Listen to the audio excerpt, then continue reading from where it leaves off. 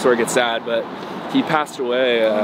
Yeah, when I was a freshman going into my sophomore year of college. So I was taking these arts entrepreneurship classes, and I made a business plan revolving around how to, you know, be a successful DJ or producer or just an artist in general. So the business plan was actually called Nico. Oh. And I learned so much inspiring stuff in that class. I've been following that business plan to this day. No way. Honestly, like, what was on it? Sidewalk Talks was on it. Oh, that's I'm so not even cool. kidding. Like, the general managers or the person in charge of booking there actually called us back and got us another slot to open up for Cascade, I believe. And we killed that one. We signed a little deal with Randy Jackson for a little bit. We worked with him. So I think around then, a couple years ago, is when we started to realize that maybe we could make a career out of this full time. Hi, this is Lauren Engel. Today I'm here with Nico of Nico and SWAE. What's up, guys? So were you born in LA or where were you born? So I'm actually from an hour away. I'm from Newport Beach, California. So guess I wasn't born in LA, but I'm pretty close. And I mean, I grew up coming to shows up here during the weekends in high school, and I just kind of got to know it a little bit. But hometown is Newport Beach, California. It's nice down there. I get to surf and enjoy the skate and surf culture down there. So.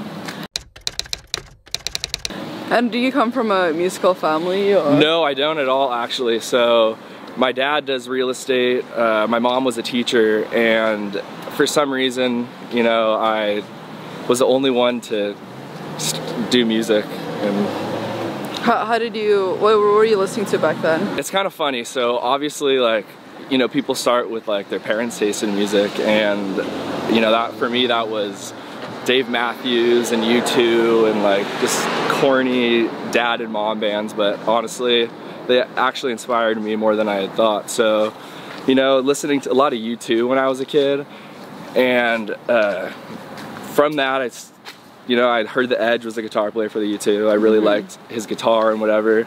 So I was like, hey Dad, I really want to learn guitar. I wanted to be that little rock star kid or whatever. And I started playing guitar, got super into it, and I ended up in high school, kind of, you know, everyone goes through that like indie phase or whatever. Yeah. So I ended up starting to listen to a bunch of like new wave music, Devo, New Order, Talking Heads, that kind of stuff. And I'd say that kind of music really geared me up for EDM because it's super electronic based, all that 80s music. So that's how my taste kind of evolved. It went from, you know, dad and mom music to that indie 80s new wave kind of stuff, and then eventually it kind of transformed into, you know, synthesizer based shit. I don't know if I could say shit on here, but how did you get more into electronic music? So it's gonna be semi-sad story, but a good story. My younger brother originally had started DJing, and at first I was like, oh, this is not very cool, whatever, like super into like my band at the time. Well, he must have been really young, right? Oh yeah, I was in 8th grade, and my brother's 2 years younger, so he was in like 6th grade, I want to say. So ahead of his time. Oh, I mean, this kid had, I want to say like 100, he had mined about 100 Bitcoins before Bitcoin was big. Oh my gosh. So if he sold them for like 20 bucks or something, like when Bitcoin was nothing. But if he were to have sold them now, he would have had so much money. But anyway, so he was like kind of a pioneer, became a DJ first. I kind of talked shit on it, but then it started becoming really big. I'm like, wow, Spencer, this is actually kind of cool. Like, you're kind of ahead of like a little trend. So obviously I start going to shows or whatever. I kind of get more into it than he does, and so I started taking over his equipment. But what really inspired me to start taking this full time is, this story gets sad, but he passed away yeah, when I was a freshman going into my sophomore year of college. So, you know, I kind of had a different approach at life, and I kind of wanted to carry on his legacy in a way. And you know, the world was, or the stars were aligning, and like the music industry at the time, you know, everything was going towards EDM or whatever, and I was going to a lot of EDM shows. So I started making EDM music, and yeah, I thought it'd be a cool way to carry out his legacy, and it worked out, and I kind of gave it my all, and maybe he was like the driving force between all my luck and success, which I don't think I have had that much success yet, but we're just starting. So. Well, which electronic artists were you listening to? Okay, so obviously it started with R.L. Grime, Getter, like obviously all his early dubstep stuff. That's what Bauer was definitely like so an good. early inspiration of mine. How did you meet SWAE? Oh, that's a funny story. So we've known each other for like a long time. We grew up like 5 minutes from each other. Wow. We're never like super good friends, but we were always friends. We've probably had play dates when we were kids. He was in my preschool. Probably had. We went to the same preschool, and then we went to different grade schools, and then different high schools, but we're still friends in high school, and then we ended up going to the same college at SMU in Texas. So I had started DJing a little bit, and Mark was DJing. He started DJing before me, and I kind of knew this all along.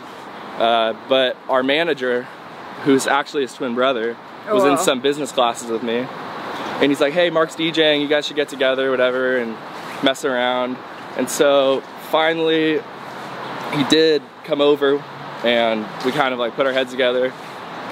We were doing like mashups at the time, like nothing like embarrassing stuff.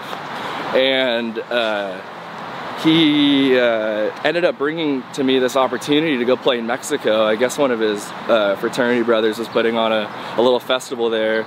And I want to say Dimitri Vegas and Like Mike were headlining it. And Steve Aoki was playing, I'm pretty sure.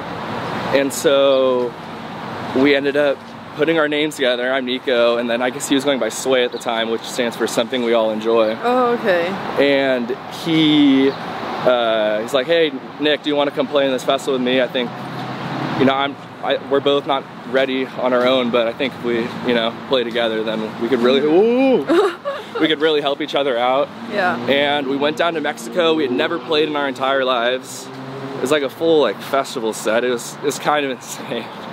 But we took our opportunity, we ran with it, we made the most of it, and we've been following leads we've made just from that alone. Oh, wow. Like now, and like kind of like networked our asses off and just tried to meet as many people as we can and learn as much as we can.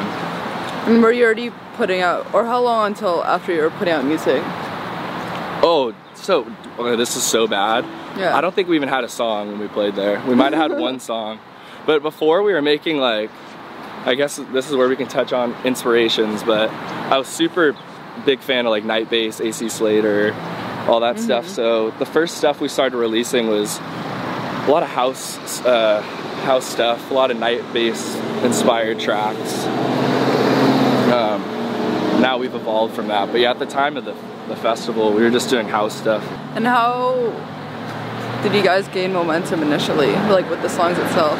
So the songs, honestly, like I guess I can give you a little more background as to how we kind of started, because I think that kind of gives insight as to where we are now. So we all went to college, and we all got degrees in something different. My manager, it was a finance major. SWAE was an econ major. I was a real estate finance major, but I minored in arts entrepreneurship, which is basically how to make a living off your art. And it's kind of like my like creative outlet in college, because like I was taking all these business classes, and it's obviously really hard on me because I'm kind of a creative person and I want to express myself, whatever. So I was taking these arts entrepreneurship classes, and I made a business plan revolving around how to, you know, be a successful DJ or producer or just an artist in general. So the business plan was actually called Nico. And I learned so much inspiring stuff in that class. I've been following that business plan to this day. No way. Honestly, like, what was on it? Sidewalk Talks was on it. I'm not even kidding. Like little stepping stones like that, just like, you know, grow and whatever. So with all those little things in mind on the business plan, you know, slowly tackle them off. So with that in mind, so my manager and I and Mark, we just have this super business-minded spirit to us. And for instance, my manager, like, he'll call one person, put the phone down, get a number from that person, call the next person. So I attribute our success to just hard work and, you know, opening a bunch of doors and just not caring what people think and just giving your all, you know. How long has it been since you graduated? So here's a funny story. Lots of funny stories today that aren't that funny, but I haven't technically graduated. I have one more Italian class to do. Arrivederci, that's all I've learned. But I pretty much graduated. I finished all my major classes, and this was just this summer. So I'm fresh into the new world, which is a little scary, but I'm just gonna keep trying to do music. And it's my goal in life, and that'll make me happy if I can just make a living off something I love to do. Has it always clicked to you that you wanted to do music full time? You know, I think I'd always loved to play music and, you know, write songs and share them with people, but I think I had this mentality when I was in college that I needed to, you know, get this finance degree and go right into, you know, a commercial real estate job or investment banking or whatever. But I kind of had this realization that we're young now. We only got one chance. We're at the point in our life where we can, you know, risk a little bit. We don't have, I mean, I don't have a kid. I don't have like a family that I need to look after. I don't have any responsibilities other than myself. So my kind of motto is like, right now is the time to just send it and try and do what you want to do, you know. And, you know, if it doesn't work, then I can't be mad at myself for trying, because, you know, I did. And, you know, I could always fall back on my degree, but I'm just going to try and do this for as long as I can. How do you say it, Hakkasan? Hakkasan. How did that come about? Oh, okay, so we were put in touch with the Nervo twins. I don't know if they're twins. That's really bad. The Nervo girls.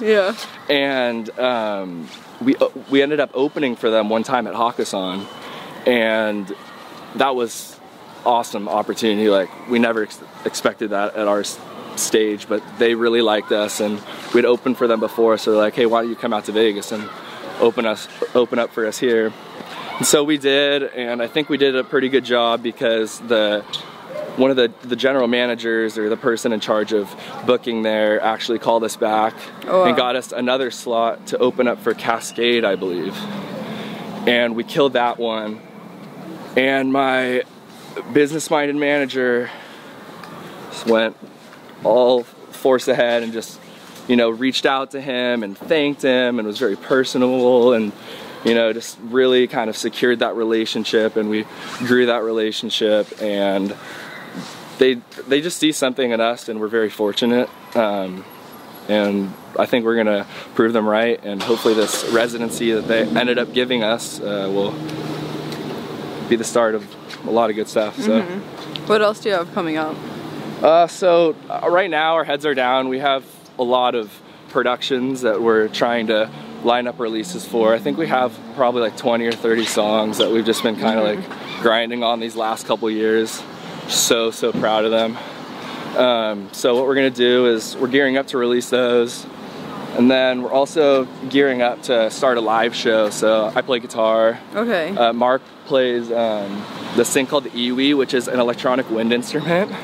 So basically he can connect it to like, he can connect it to the computer, and, you know, he can play, you know, we'll have Ableton running or whatever.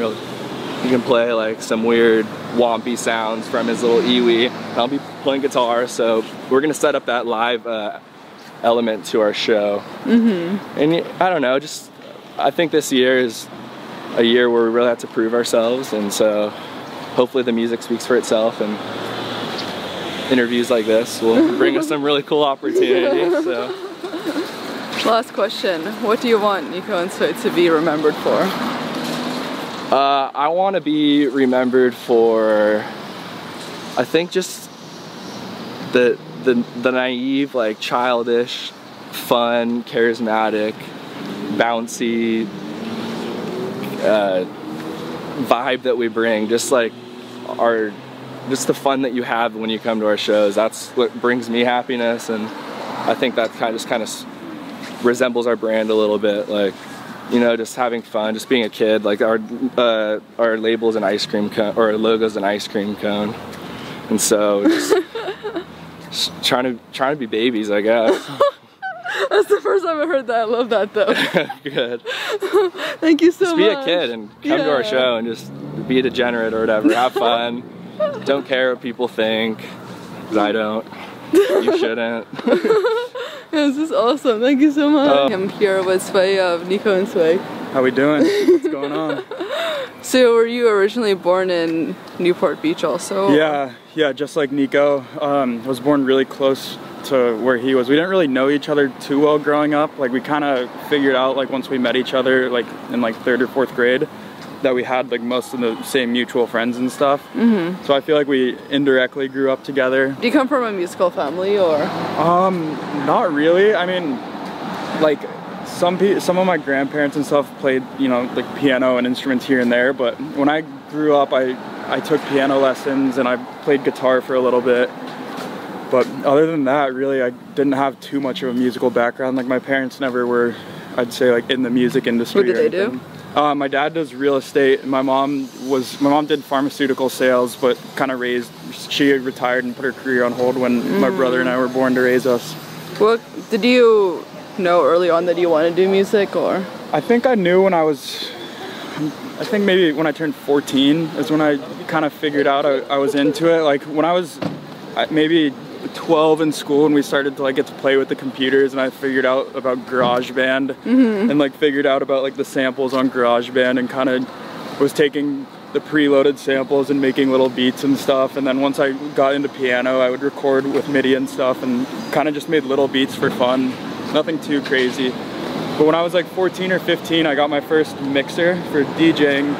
And that was like around the time when Swedish House Mafia and just the big room and Melbourne bounce scenes were just going crazy. So right when I was like 14 or 15 and I got really into EDM and particularly like the Swedish House Mafia scene and that stuff, like that's kind of when I really knew that I wanted to do this like full time.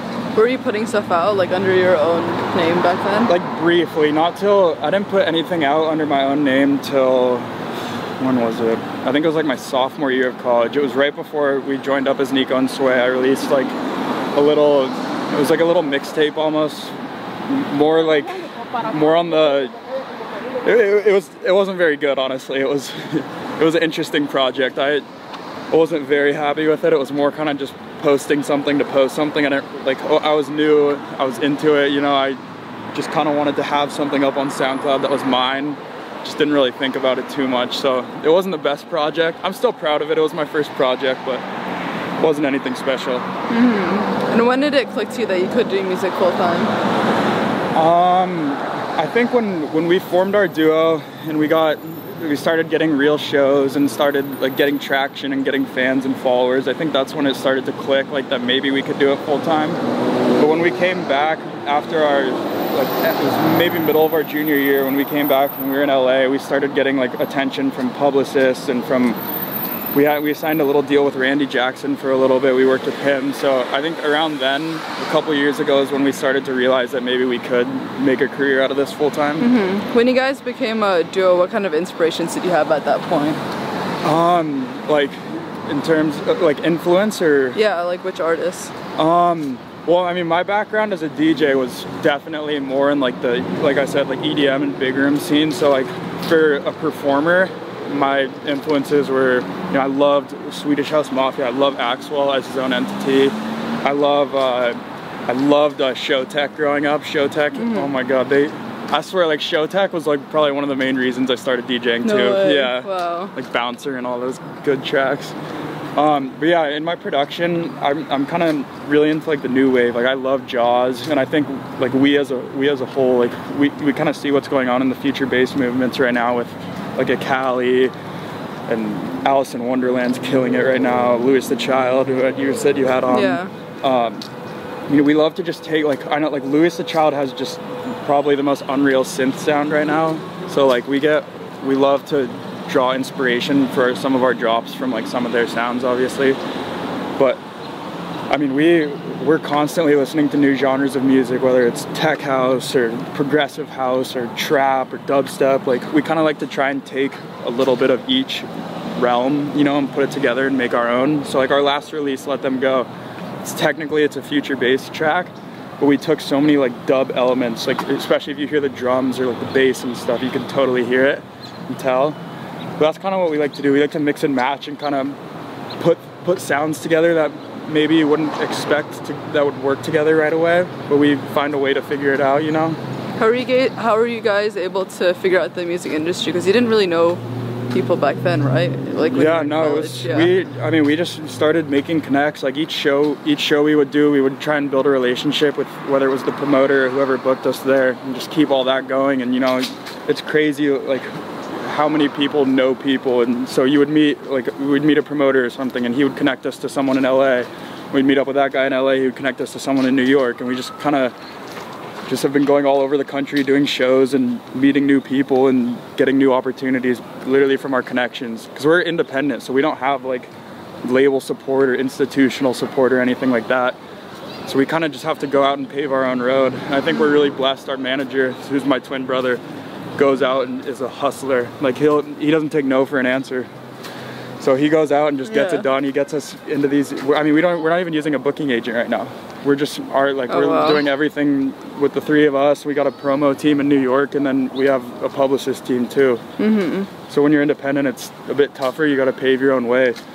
But the best thing, my advice would be, like, build connections. That's literally the biggest thing, because you never know when you meet someone. You never know when they're going to be able to help you down the road, and you'd be surprised more often than not. Like, they're going to be able to help you in a big way. So I think that's probably the biggest thing for us, is just building connections and relationships. What is it like working with your brother? Is it ever difficult? I mean, don't get me wrong, we have our differences at times, but no, we complement each other so well. He's always been like more the brains, and I've been more the creativity. So I think when we don't butt heads and we put like our two strengths like that together, we get some really good results. And how else do you think your music has changed the music that you made? It's changed a lot, especially working in a duo like with Nico. I mean, it's honestly, it's come together much. Like, I'm trying to think of a word to describe it. Like, I feel like everything just fits better. Like he has some like amazing sounds, and you know, I've incorporated some of the original sounds that I had before we were a duo. But once we joined up, like, we really started using like a lot of elements of his guitar, for example, and that's probably one of the biggest changes. Like, when I was before that, like, my music I didn't really use guitar or anything, because I never was good or knew how to play guitar. But yeah, I mean, when we joined up, like, our music just fully took a turn. We ended up going more after the future bass style, like a little bit more poppy, from what I was always into the more like big room, like dance scene. We still do dance music, of course, but it's much more, it's just different now. How did you guys figure out branding? Branding, so I don't have the hat on right now, it's a different hat, but we have our main logo is the ice cream cone with the red, yellow, and blue scoop. How did you come up with that? So, I mean, so I'm SWAE, so SWAE is actually an acronym, SWAE, it stands for Something We All Enjoy. And so I honestly don't remember. I think I was using like some form of like an ice cream cone or something at first, just because everybody likes ice cream, it goes with SWAE. And so I think we ended up continuing that, but once we joined up, we ended up like redeveloping our logo and made it fit like kind of our image and what we wanted to go for. We wanted, at least for the ice cream, we wanted something that, like, you know, a lot of people can relate to, something that people love, something that just works, you know. And we also have this logo too, which is like, we call it like the panda. But it's, if you see it in the Nico and SWAE right here, it's those two eyes and then the nose. That's cute. So we ended up making this, like the OG, like the locals only logo. We might have to start making more gear with that. But, so you're selling a lot of merch now? Or? Yeah, I mean, we go through like waves where we'll like redo our merch. So when we first started selling merch like a year and a half ago, we had like literally the most comfy sweatshirts ever, which I was bummed we're redoing them, but they're still gonna be great. But yeah, we made like these dad hats and stuff, and we have shirts and long sleeves, but we're redoing all of the merch right now. We actually, I guess, we've previewed it on the story, but I'll give you guys a little rundown. We got some sweet like LED strips on the brim. Nice. Yeah, so they like light up and change colors and stuff. We're gonna throw out a bunch at our shows, so make sure to come to Hakkasan in Las Vegas and see us, get some free hats. How did you realize it was the right time to have a residency? Isn't it a bit early, or? I mean, I wouldn't say it's too early for us, because every time we play a show in Vegas, like if anything, it helps us. We get more fans, more followers, more traction. So we realized the time was right when, I mean, they believed in us. We were obviously very stoked to even get the offer in the first place, but we knew the time was right because based off of our releases and just the traction at the time, the growth that we've been seeing with our social medias and our streams and just Spotify's and everything, we kind of figured that it would be the right time to settle into like one spot in Vegas, like keep, you know, grow our brand out of there, as well as like supporting like some of the biggest artists in the world. Because for us right now too, one of the biggest things, like when I was talking about connections, is like our last show in Vegas, we got to open for Steve Aoki, so we got to meet him, like start a little bit of a relationship with him, not too much, but that's for us, that's the most important thing right now, is just being able to open for some of the biggest artists in the world, like Zed, Tiesto, like, you know, you can see their lineup, it's ridiculous, but that's probably the biggest thing for us right now, and probably the reason we thought we were the most ready is because we're confident in our stage performance and everything, and so we just know that we need the opportunity now to get to play with the big names. After you graduated, were you working other jobs like meanwhile, or how was it? No, so at like toward the end of our junior year, we kind of agreed that we were gonna do this full time and like put like everything else on hold. And so after senior year, like once we graduated, we still had just so much momentum and everything going, and all these releases and production scheduled. So we just decided to just keep going with it, and rather than like take second jobs. We've been very lucky in that sense that we've just been able to follow our dreams and pursue this passion. Yeah, as of right now, we don't have any plans to take second jobs. We've just been going full steam ahead with the music industry. Nice. And how are you able to figure out Spotify? I feel like people who are watching this are kind of curious about that. Yeah, Spotify's hard. Especially as like a new artist. Honestly, let's go right back to connections. So like honestly, what we do sometimes, and this is like you might think we're crazy, but like if you're like laying in bed or something and you're on your phone, go on Spotify, go on like whatever playlist you like listen to or whatever.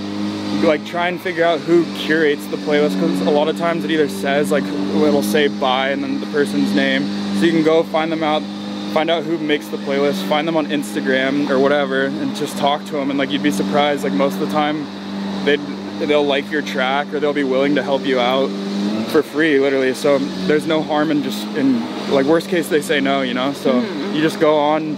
That's the best tip. And then once you start to like build your like database of all the playlists and stuff and build your relationships, it gets a little bit easier.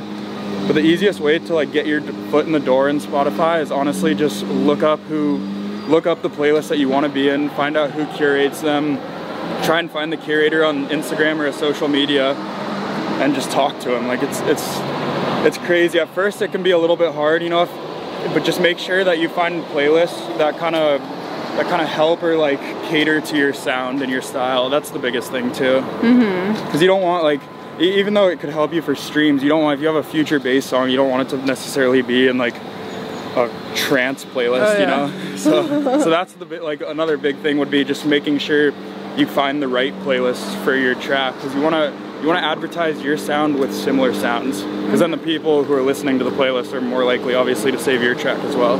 How are you figuring all this out? Did you listen to any like podcasts or books or vlogs? I guess we've gotten a little bit lucky. We've had a couple mentors. So like we got to work with Randy Jackson, like I was saying, and he helped us get our feet in the door, and with a bunch of like he kind of introduced us to the marketing and promo team we work with out of New York right now, and they're really good with Spotify. Like they help us a lot with that. But still we on our free time we'll still look up the curators and stuff all on our own. And so we do have like some teams helping us now, but still when you're independent and you're not signed to a label, like you're really as good as yourself. So yeah, you still kind of have to take on a lot of the roles and wear multiple hats. but it's fun. I like it. It makes each day different, you know. So. What do you like about Nico's personality? Nico's crazy. We never get bored because one of us always has something to say. We're always like making each other laugh. He's always making me laugh. He's funny. My favorite thing about his personality though is, Nico, don't take this the wrong way.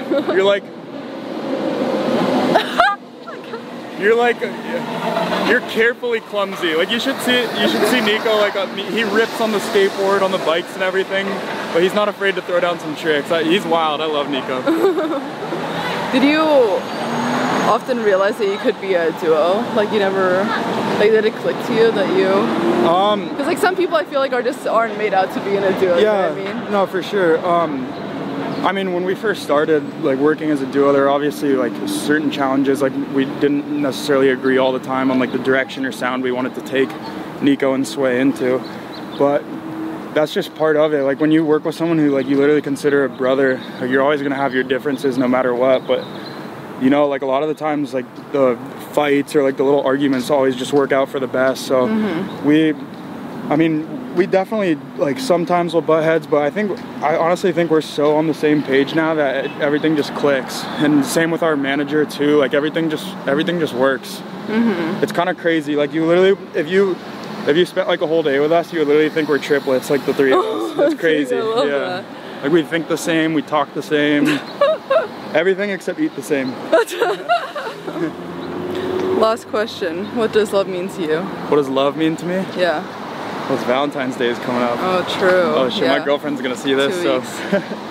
So love to me is like trust, honestly. It's like, it's rare. Like if you love someone, you trust them, you know, you have their back, you ride with them, you'll die for them.